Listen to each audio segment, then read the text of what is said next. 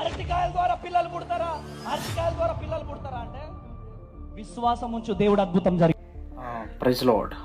అమ్మ తేజ గారు ఒక పబ్లిక్ మీటింగ్లో అట్టుపళ్ళు పంచి పెడుతూ ఎట్టుపళ్ళు తిన వాళ్ళందరూ కూడా పిల్లలు పుడతారని ఒక ప్రచారం చేయడం జరిగింది. మరి అది ఎంతవరకు కరెక్ట్ నాకు అర్థం కావట్లేదు. అది వాక్యానుసారమా కాదా? వాక్యం చెప్తుందా మీరు అట్టుపళ్ళు పంచి పెట్టండి పిల్లలు పుడతారని? లేదు కదా. వాక్యం ఏం చెప్తుంది? వాక్యం ఏం బోధిస్తుంది? యవన కుమార్తెలు వివాహము చేసుకుని పిల్లలు కని గృహ పరిపాలన జరిగించమంటుంది. మరి ఈరోజు పెళ్ళి అయిన వాళ్ళకు కూడా ఈ అట్టుపళ్ళు ఇచ్చేస్తే పిల్లలు పుట్టేస్తారా? ఇది వాక్య విరుద్ధమైన పనా, లేకపోతే వాక్యము చెప్తున్న పని? ఇది ఈరోజు క్రైస్తవ్యము పరువు తీస్తున్నారు. వీళ్ళంతా క్రైస్తవ్యాన్ని తప్పుదారి పట్టిస్తున్నారు.